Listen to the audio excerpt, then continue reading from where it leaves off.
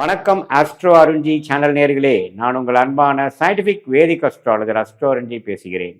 நல்லது நினைப்போம், நல்லதே நடக்கும். இந்த வீடியோவில் நம்ம என்ன பார்க்க போறோம்னா, மகர ராசிக்காரர்களுக்கு 2026 ஜூலை மாதம் எத்தகைய ஒரு பலாபலன்கள் நிறைந்த ஒரு மாதமாக இருக்க போகிறதுங்கிறத சயின்டிபிக் வேதிக் அஸ்ட்ராலஜி முறையில, அறிவியல் சார்ந்த இந்திய வேத ஜோதிட முறையில எதையும் மிகைப்படுத்தாமல், பரிகாரங்கள் அது மாதிரி மூட நம்பிக்கைலாம் போகாமல் உள்ளது உள்ளவாறு அடுத்த வரக்கூடிய காலங்கள் எப்படி மகர ராசிக்காரர்களுக்கு இருக்க போகிறது அப்படிங்கிறத துல்லியமாக மிகைப்படுத்தாமல், அந்த ஒளி தத்துவம் எப்படி செயல்படுகிறது, நம்ம கர்ம வினை எப்படி அந்தந்த நேரத்துல நம்ம கண் முன்னாடி சாதகமான சம்பவங்களாகவும் சாதகமற்ற சம்பவங்களாகவும் எப்படி உருவெடுக்க போகிறது, எந்த மாதிரி ஒரு டைம்லைன்ஸ் இருக்கு அப்படிங்கிறத நாம மகர ராசிக்காரர்களுக்கு இந்த வீடியோல துல்லியமா பார்க்க போறோம்.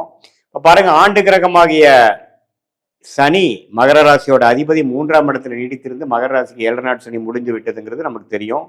3ஆம் இடத்திலேயே இருக்கிறார்.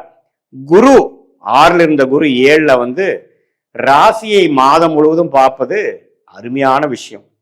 ஸோ குரு உச்ச குருவாக 7ஆம் இடத்துல வருவது மகர ராசிக்கு 12 வருஷத்துக்கு ஒரு தடவை வரக்கூடிய அமைப்பு. அருமையான ஒரு கிளாரிட்டியை கொடுக்கக்கூடியது. நாம கடந்த காலத்துல என்னென்ன மாதிரி விஷயங்கள் தவறுகள் செய்தோமோ அந்த தவறுகளை திருத்தி கொள்ளக்கூடிய ஒரு அற்புதமான ஒரு வாய்ப்புள்ள ஒரு ஆண்டாக இருக்கிறது. அந்த ஆண்டின் ஆரம்ப மாதமாக ஜூலை மாதம் நமக்கு வருது.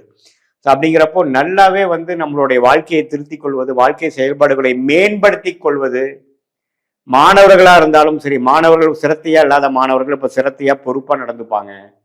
அம்மா அப்பா சொன்னா கேட்காம எதிர்பேச்சு பேசிட்டு இருக்கிறவங்க இப்ப கொஞ்சம் தன்மை ஆவாங்க, படிப்புல கொஞ்சம் அக்கறை ஆவாங்க, பொறுப்பு வரும் என்று சொல்லுவோம் இல்லைங்களா. அந்த பொறுப்புக்கு வரக்கூடிய ஒரு அமைப்பு தான் இந்த உச்சகுருவின் பார்வை. சந்திரன் என்று சொல்லப்படுகிற மனசை குறிக்கக்கூடிய விஷயத்தை பார்க்கறதுனால மனசு கொஞ்சம் ஓரளவுக்கு சோம்பேறித்தனம், வாழ்க்கையில உருப்படுறதுக்கு என்னென்ன விஷயங்கள் தேவையில்லையோ அதையெல்லாம் விடுவதற்கு ஒரு ஆரம்ப கட்ட மாதமாக அமைகிறது மகர ராசிக்காரர்களுக்கு இந்த விஷயம்.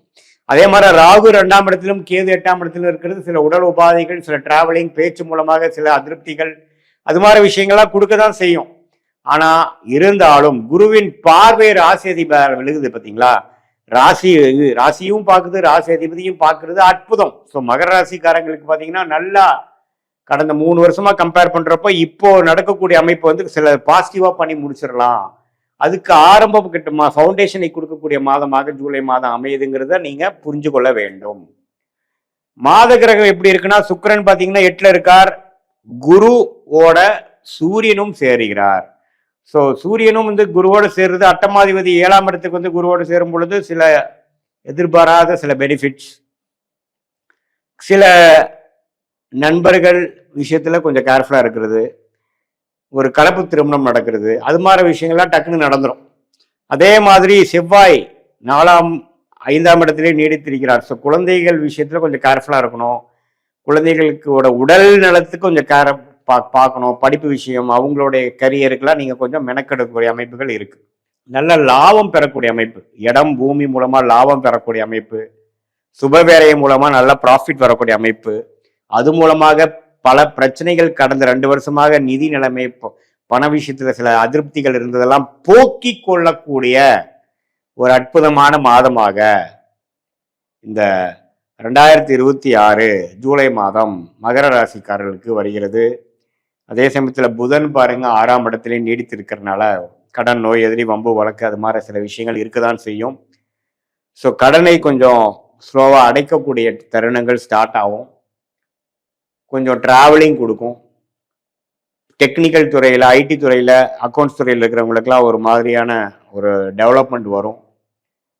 இது மாதிரியான விஷயங்கள்லாம் உள்ளடக்கிய ஒரு அற்புதமான ஒரு மாதமாக மகர ராசிக்காரர்களுக்கு 2026 ஜூலை மாதம் வருகிறது. ஸோ இது கோச்சார் அமைப்புல நல்ல ஒரு பெனிஃபிட்டுங்க. ராசி அதிபதியும் ராசியையும் குரு பார்க்கிறார். மற்ற மாத கிரகங்களை ஓரளவுக்கு நல்லான அமைப்புல தான் இருக்கு. ஸோ இதனால கடந்த 2 வருஷமாக நம்ம சில ஆப்பர்ச்சுனிட்டியை விட்டது, படிப்பு விஷயத்துல நம்ம சிலது கோட்டை விட்டது, காம்படிட்டிவ் எக்ஸாம்ஸ் கிளியர் பண்ண முடியாதவங்க, தொழிலில் அடுத்த லெவல் ஆஃப் டெவலப்மெண்ட்டை நோக்கி போக முடியாதவங்க எல்லாம் வந்து இந்த தருணத்தில் டக்குன்னு சில அசோசியேஷன் மூலமாக, சில அக்ரிமெண்ட் மூலமாக, சில கான்ட்ராக்ட் மூலமாக, சில தொடர்புகள் மூலமாக சில விஷயங்கள் டக்குன்னு கிளிக் ஆகி நம்ம அடுத்த லெவலுக்கு போகக்கூடிய அமைப்புகள் பரிபூர்ணமாக உண்டு அப்படிங்கிறத நம்ம தெரிஞ்சுக்கணும். இது வந்து ஒரு மாதிரி பொதுவான பலனை ஒழிய உங்களுடைய ஜென்ம ஜாதகத்தில் நீங்கள் பிறந்த தேதி, பிறந்த நேரம், பிறந்த உரை வைத்து நீங்கள் ஒரு அப்பாயின்மெண்ட் ஃபிக்ஸ் பண்ணி நீங்கள் நம்மகிட்ட வந்தீங்கன்னா நம்மளுடைய 18 வருஷ அனுபவத்தை யூஸ் பண்ணி சயின்டிஃபிக் வேதிக் அஸ்ட்ராலஜி முறையில் உங்களுடைய லக்னம் என்ன, உங்கள் லக்னத்தில் இருக்கக்கூடிய அமைப்புகள் என்ன, நீங்கள் வந்து மகர ராசியில் அவிட்ட நட்சத்திரமா, திருவோண நட்சத்திரமா, உத்திராட நட்சத்திரமா, அதுல எது மாதிரி அமைப்புகள் கொடுக்குறாரு, என்ன தசாபுக்திகள் போயிட்டு இருக்கு, ஸ்தானபலம், திக்பலம், திருக்பலம் எப்படி இருக்கு, அடுத்த வரக்கூடிய எதிர்காலம் எப்படி இருக்கு, ஷார்ட் டேர்ம் எப்படி இருக்கு, லாங் டேர்ம் எப்படி இருக்கு, எந்த திசையில நம்ம வாழ்க்கை திரும்பும், வேலையா தொழிலா, வேலைன்னு எடுத்துட்டோம்னா எது மாதிரி வேலை, எது மாதிரி துறை நமக்கு நல்லதா வருது, எதுல நமக்கு முன்னேற்றம் சீக்கிரமா வரும், எதுல வந்து ப்ராஃபிட் வரும், அப்படிங்கிற எல்லா விஷயங்களும் நுணுக்கமாக கத்துக்கக்கூடிய, தெரிந்து கொள்ளக்கூடிய, நம்ம பிராப்தத்தை நாமளே அறிந்து கொண்டு அதுக்கு தகுந்த மாதிரி வாழ்க்கை திட்டங்களை நாமல் தீட்டினமே ஆனால் வாழ்க்கையில் எந்த விஷயத்தை நம்ம பெறணும்னு நினைக்கிறோமோ அது எளிதில் பெற்று எதிர்நீச்சல் போடாமல், சமய விரயங்கள் செய்யாமல், பண விரயங்கள் செய்யாமல். ஏன்னா பார்த்தீங்கன்னா இப்போ நம்ம 1000 வருஷம் வாழ போறது இல்லை. ஆயுசு நல்லா இருக்கும் பொழுது 80 வருஷம் வாழ போறோம்னு வைங்க. இதுல 25-30 வயசு வரைக்கும் படிக்கிறது அது மாதிரி ஆனதுக்கப்புறம் கடைசியா நம்ம ஒர்க் பண்றது ஒரு 30 வருஷம்.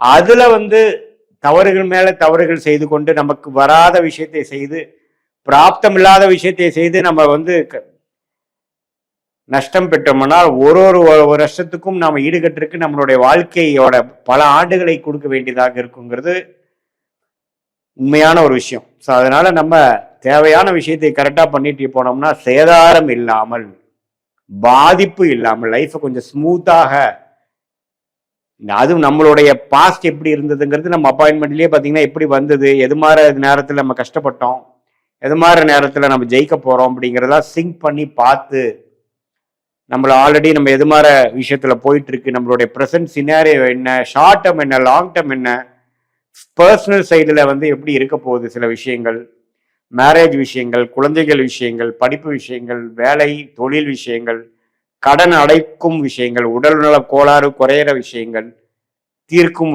விஷயங்கள் எல்லாம் நேர காலத்தோடு எந்த மாதிரி அமைப்புல, எந்த தசா புக்தி அந்தரம் சூக்ஷமத்துல, அந்த 9 கிரகம் 12 கட்டத்துல 27 நட்சத்திரத்துல எப்படி இருக்கிறாருங்கிறதை பார்த்து துல்லியமாக சயின்டிபிக் வேதிக் அஸ்ட்ராலஜி முறையில பலன் எடுக்க முடியும். அது மூலமாக வாழ்க்கையில் எளிதில் வெற்றி பெற முடியும் என்று சொல்ல விரும்புகிறேன். நேற்று மற்றொரு காணொளியில் சந்திப்போம். நன்றி, வணக்கம்.